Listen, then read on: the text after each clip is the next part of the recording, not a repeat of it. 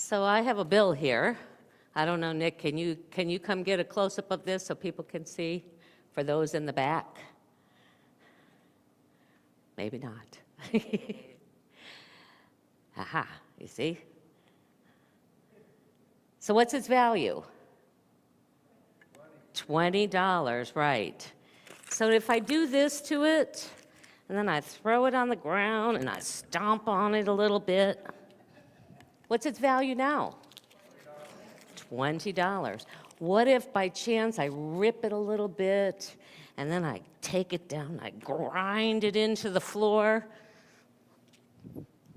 What's its worth? $20. It's still the same. Interesting. I gotta use that. It still has value for me. Well, what about this? Did you know that this particular bill has been used for some pretty terrible things? It's been used to bribe a politician.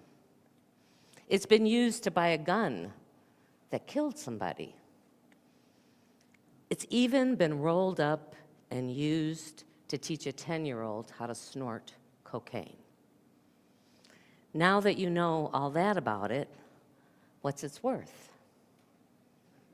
Still $20. I bet if this $20 bill could talk, it would tell us that it isn't feeling very worthy right now. I'm quite sure that it would tell us that it feels dirty and broken and torn apart and guilty and shameful, and certainly not very valuable. I mean, look at the way it's been treated. Look at the things that it's done. And yet, in truth, its worth hasn't diminished one bit, has it? And the truth for each of us is that no matter how we've been treated, or just as importantly, what we've done or not done, our value in the eyes of the divine Creator has never been diminished. It never changes. Yet there are parts of us, especially those that we probably formed at a young age, that believe that we're unworthy. There are parts of us that may hold a deep shame around things that we might have done in the past, that we work hard to keep hidden, and as a result, keep us is the barrier that keeps us from experiencing the joy of life. The focus on this series we've been in, What's in the Way is the Way, is about becoming aware of those tightly held parts that maybe we've even somehow managed to forget, somehow push off enough that they aren't in the forefront of our mind. To be willing to explore those with curiosity through our attention. And as the author suggests, we may need to take it even a step further to where we're not only aware of them and curious about them, we're willing to listen to them from our heart. You know, the mind is very dualistic in nature, and it's always evaluating. It's always liking and disliking and wanting something and resisting something. But the energy of the heart is open to all of you, to all that is present within each of us. And it accepts all of it rather than reject any parts of it. It trusts rather than fears. Your heart has the capacity to weave every single part, even those parts that have long been abandoned, back into the whole of who you truly are. Do you believe that? Because here's the bottom line. The heart welcomes everything.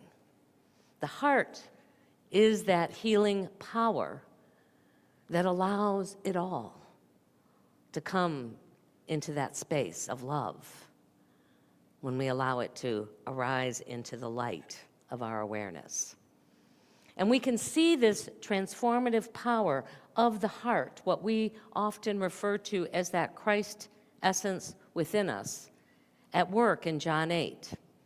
Jesus is teaching in the temple, and the Pharisees bring in a woman who has been caught in the act of adultery. And according to the laws of Moses, the punishment is for her to be stoned to death. And they ask Jesus for his judgment. Jesus turns it around and he says that whoever is without sin, they can cast the first stone. And one by one, all of those present walk away. Jesus looks at the woman and he asks her, "Who condemns you?" And as she looks around, she says, "No one." And he tells her, "Neither do I," with always his tagline, "Go and sin no more." And then he looks at the Pharisees who are there waiting in the wings, watching all of this, waiting to see if Jesus, once again, is unwilling to follow the laws. And he tells them, he said, "You decide according to what you can see and touch. I don't make judgments like that. But even if I did, my judgment would be true, because I wouldn't make it out of the narrowness of my experience, but in the largeness of the one who sent me, the Father. I wouldn't limit my ability to judge something else only by this narrow field of my senses and my experience as a human being. I would see it through the eyes of God." Jesus demonstrates that in dealing with those parts of us that we have judged harshly, or as children, unknowingly took on the beliefs of others who had judged us, the only way through it is with love. The only way to heal is through being willing to embrace all of it with compassion. It is through the heart. Our minds will tell us that we need to fix it, or we work hard at ignoring it, or try to change those parts of us that we believe or have come to believe are damaged or unworthy. But the transformation happens when we are able to accept and listen with our heart. True transformation only is experienced in an atmosphere when we are open and compassionate.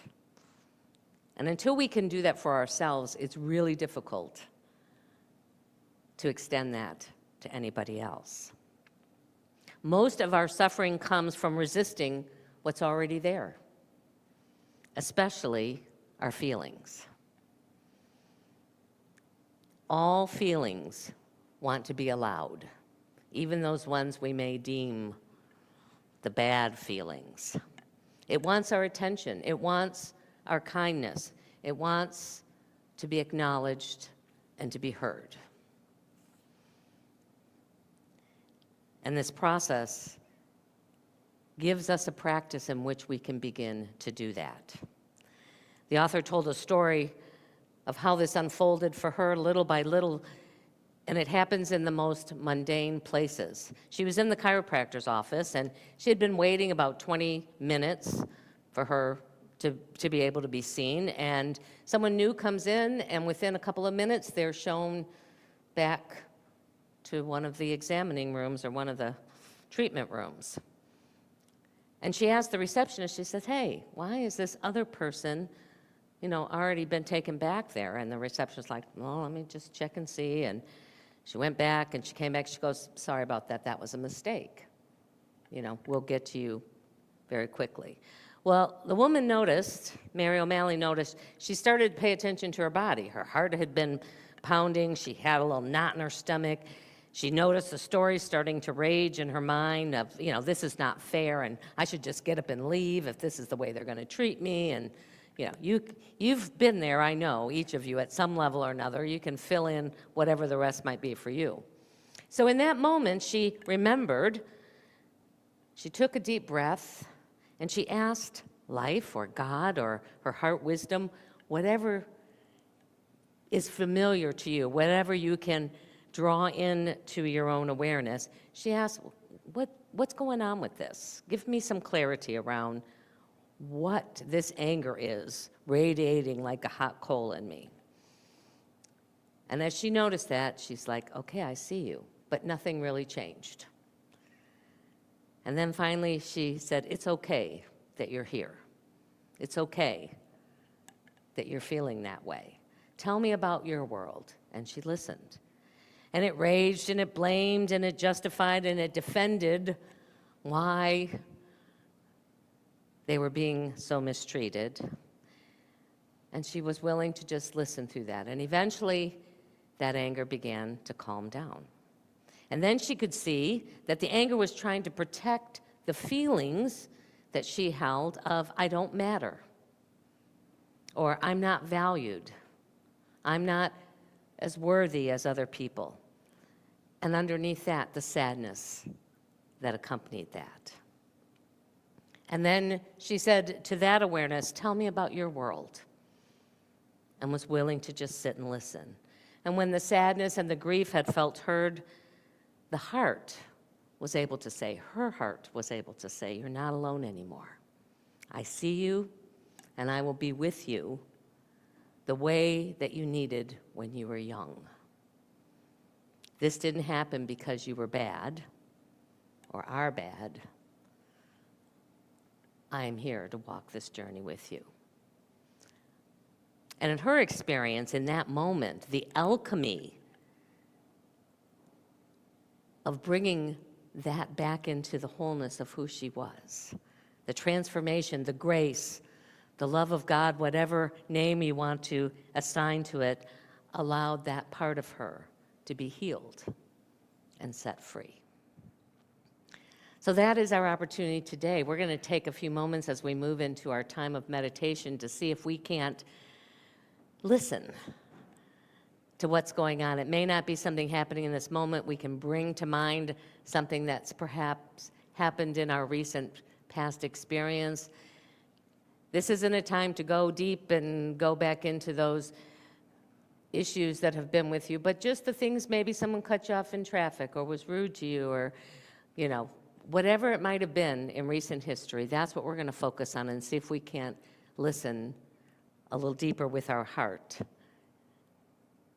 and then allow it to be healed and set free. So as we move into this time of meditation, of inward connection and reflection, I would just invite you to perhaps close your eyes so that you can bring all of your awareness to your internal being.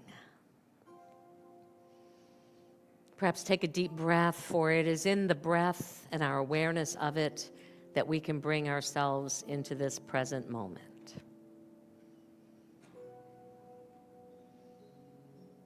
And as you take another deep breath, imagining that breath moving all the way in and through and activating your heart center. Almost as if you're breathing in and out of your heart.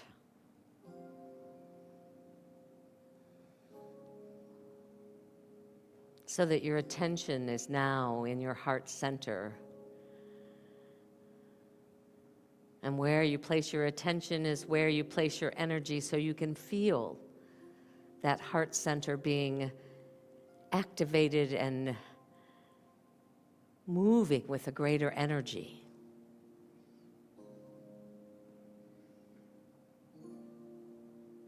Ready to do its mighty work in your life.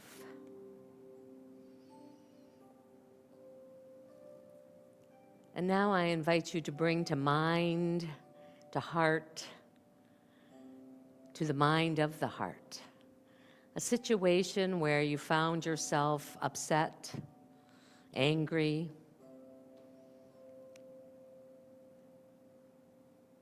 sad. Just allow it to replay. And as it does, Be present with it. Be listening to the story as it's unfolding.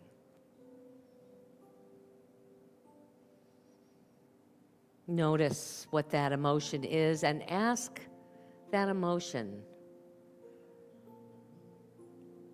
for wisdom and clarity.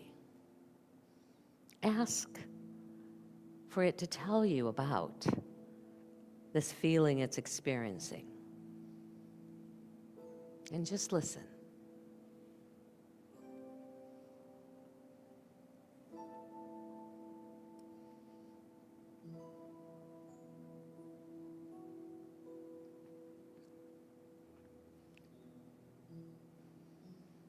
And then see if there's a belief that you've taken on that is informing this feeling. A belief that perhaps was formed in your youngest years when you didn't have the perspective to see it any differently. When you took on the words of someone else and made them part of the story of who you are. And ask that belief and the emotions that go along with it to tell you. Tell you about that world. And just listen.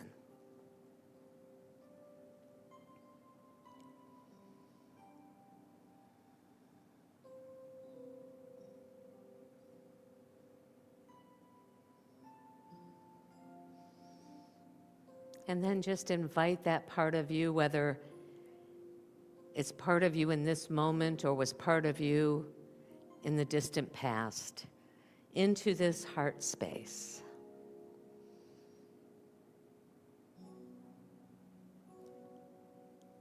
And say to it, I see you. I see you even beyond those beliefs that have caused you to feel a sense of unworthiness or believe that you are unlovable.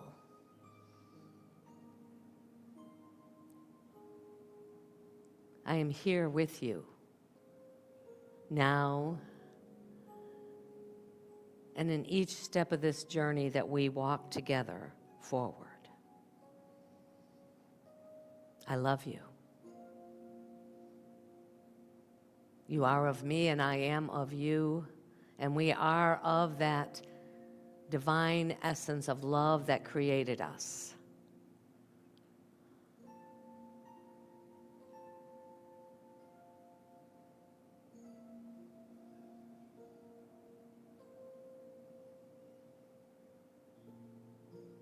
Take another deep breath in, and as you let that breath go, imagining that sense of love and wholeness radiate to every part of your body.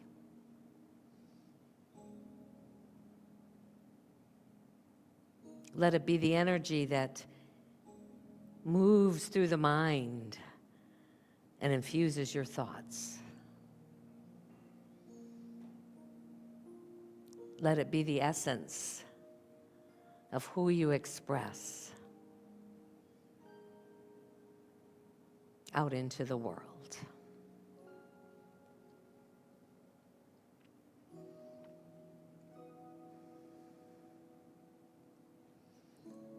And as you begin to bring your attention back to this time and space, aware once again of the sounds in the room and of your body and the seat supporting you,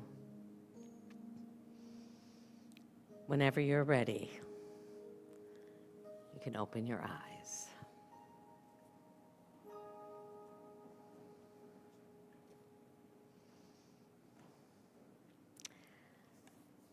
So our invitation this week is to take this sense of curiosity and this attention to the next level.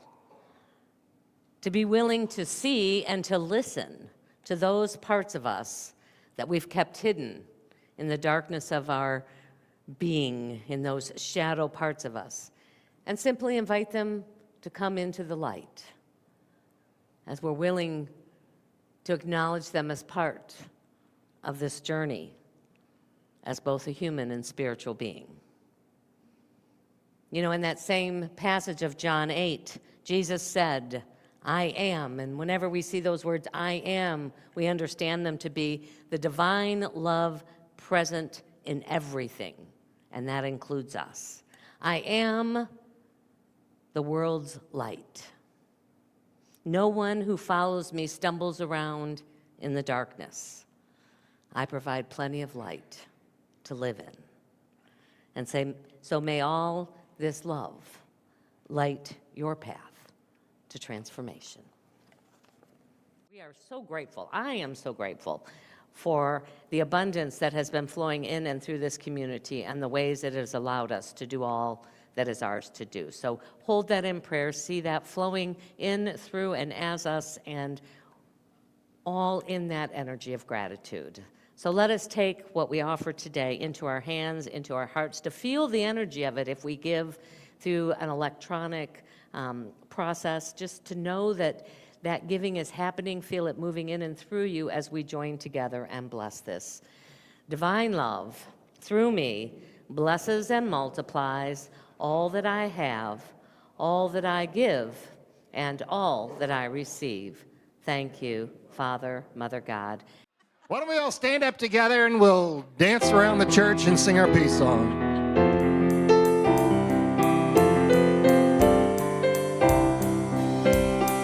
Let there be peace on earth, and let it begin with me. Let there be peace on earth, the peace that was meant to be. With God as our Father, family all are we. Let me walk with my family in perfect harmony. Let peace begin with me. Let this be the moment now. With every step I take, let this be my joyous vow. To take each moment and live each moment in peace eternally. Let there be peace on earth, and let it begin with me. And as we go into this week, knowing that the heart welcomes it all, we go knowing our prayer for protection. We'll do it as call and response.